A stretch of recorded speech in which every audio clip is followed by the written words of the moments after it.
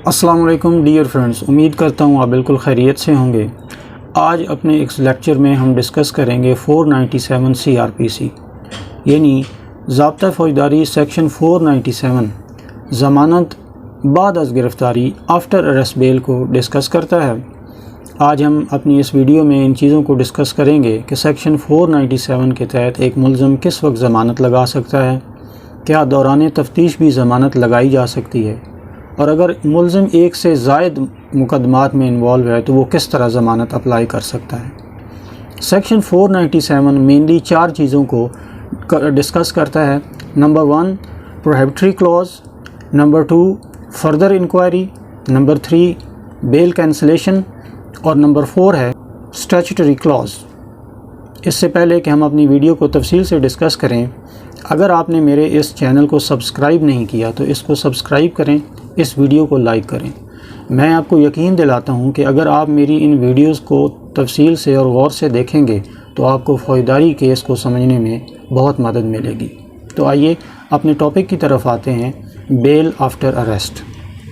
Bell after arrest में section 497 CRPC deal करता है। सबसे पहले हम डिस्कस करते हैं प्रोहिबिटरी क्लॉज को,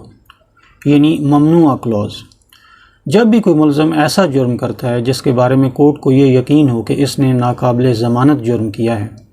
और उस जुर्म की सज़ाए मौत, उम्र कैद या 10 साल है, तो उस सूरत में उस मुल्ज़िम को ज़मानत नहीं दी जाती है। लेकिन अगर कोई ऐसा बच्चा मुल्ज़िम है जिसकी उम्र 16 साल से कम है, या कोई औरत है, या ज़ईफ़ुल उम्र शख्स है, तो फिर कोर्ट केस के फैक्ट्स को कंसिडर करते हुए उसको ज़मानत दे भी सकती है।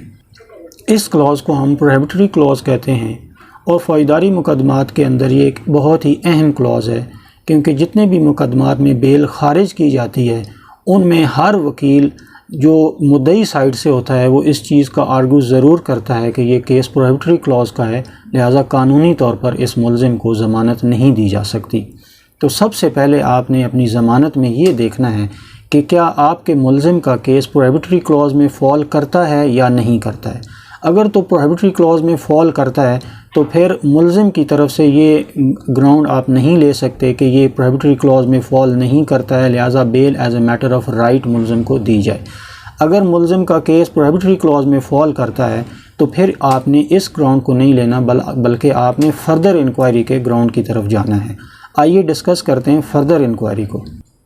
फ़र्दर इंक्वायरी का मतलब ये है कि अगर कोर्ट ये यकीन कर ले कि ऐसा कोई रीज़नेबल ग्राउंड मुल्ज़िम के ख़िलाफ़ नहीं है कि इसने ये नाकाबिल ज़मानत जुर्म कमिट किया है, बल्कि सफिशेंट ग्राउंड्स मौजूद हैं कि इसके ख़िलाफ़ जो इल्ज़ाम लगाया गया है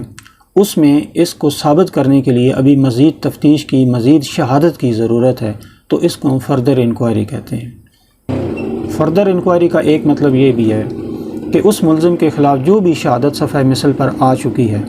उसके बारे में यकीन से कुछ भी नहीं कहा जा सकता, और जब अदालत शहादत कलम बंद करेगी तो उसके बाद इस बात का फ़ैसला हो सकेगा कि आया इस मुल्ज़िम के ख़िलाफ़ जो शहादत पेश की गई है उस पर यकीन किया जा सकता है या नहीं किया जा सकता। 1990 PLD सुप्रीम कोर्ट पेज 83 में इसी बात को हेल्ड किया गया है कि मुल्ज़िम के ख़िलाफ़ जो भी अगर शहादत पेश की गई है और उसमें मज़ीद गौर की ज़रूरत है तो इस बात का फ़ैसला ट्रायल कोर्ट करेगी शहादत रिकॉर्ड करने के बाद।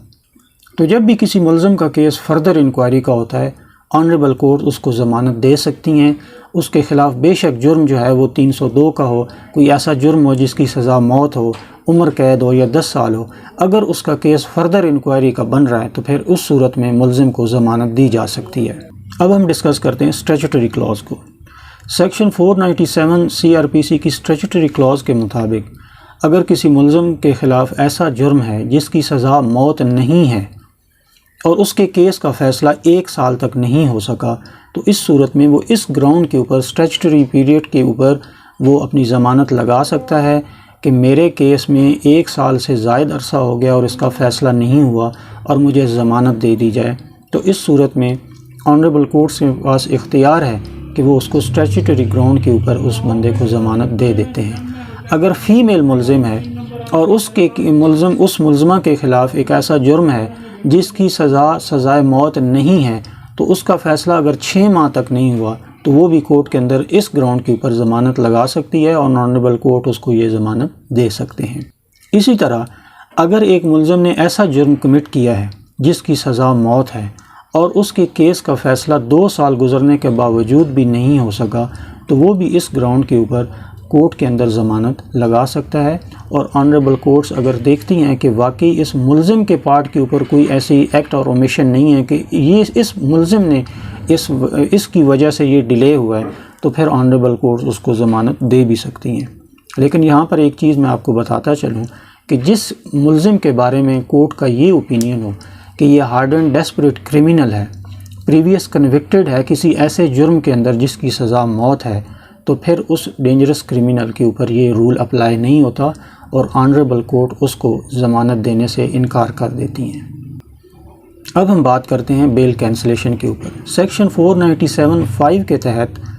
بیل جو ہے وہ جب گرانٹ کر دی جاتی ہے تو سیشن کورٹ اور ہائی کورٹ کے پاس اختیار ہے کہ وہ کسی کیس کی اگر دیکھتے ہیں کہ یہ بیل نہیں بنتی تھی تو وہ اس کو کینسل بھی کر سکتے ہیں۔ اگر میجسٹریل کورٹ سے یا سیشن کورٹ سے ملزم کو بیل مل گئی ہے تو مدعی اس کو ہائر فورم کے اوپر چیلنج کر سکتا ہے، اور آنریبل کورٹس اگر دیکھتی ہیں کہ یہ بیل کینسل ہونی چاہیے تو اس کو کینسل کیا جا سکتا ہے۔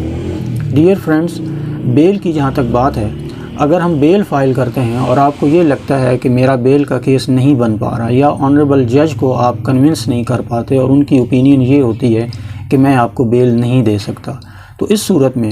میرا مشورہ یہ ہوتا ہے کہ جب بھی آپ بیل فائل کریں اور آپ دیکھتے ہیں کہ بیل نہیں مل سکتی ہے اور آپ کا کیس ادروائز جو ہے وہ ملزم بے گناہ ثابت ہو سکتا ہے ٹرائل کے دوران، تو بہتر یہ ہوتا ہے کہ آپ اپنی بیل کو وڈرا کر لیں اور آنریبل جج سے ڈائریکشن لے لیں کہ میرے اس کیس میں ڈائریکشن دے دیں تاکہ میں اپنے کیس کو 2-3 ماہ کے اندر ڈسپوز آف کرا سکوں۔ اس صورت میں آپ کے پاس کافی چانسز ہوتے ہیں بیل کرانے کے، اور اگر آپ بیل کینسل کرا لیں گے تو پھر آج کل جو کورٹس کے اندر لوڈ آف ورک ہے اس کی وجہ سے کیس بہت ڈیلے ہو جاتے ہیں، ملزم سالہ سال جیل کے اندر رہتے ہیں اور ان کا کیس فائنل ڈسپوز آف بھی نہیں ہوتا۔ تو اس میں بہتر آپشن یہ ہوتا ہے کہ اگر آپ کا کیس بیل کا نہیں بن رہا تو اس میں آپ ڈائریکشن لے لیں اور اپنے کیس کو ڈسپوز آف کرائیں، اور پھر اس صورت میں اگر بری ہو جاتا ہے تو ٹھیک ہے، اور اگر اس میں کنوکشن ہو جاتی ہے تو اپیل میں اگر آپ کوئی ایسا گراؤنڈ اپنی شہادت کے دوران میک آؤٹ کر لیتے ہیں تو پھر آپ کینسلیشن آف سینٹنس کی اپلیکیشن لگا کے اس صورت میں ہائر فورم سے اس کی بیل کروا سکتے ہیں۔ امید کرتا ہوں کہ میرے اس آج کے ٹاپک پر ڈسکشن سے آپ کو بیل کے بارے میں، بیل آفٹر ریسٹ کو سمجھنے کا موقع ملا ہوگا۔ میں ان چاروں پوائنٹس کو، پروہیبٹری کلاز، اسٹیچوٹری کلاز، کینسلیشن اور فردر انکوائری کو اپنے الگ الگ ویڈیوز میں تفصیل سے ڈسکس کروں گا۔ میرے اس چینل کو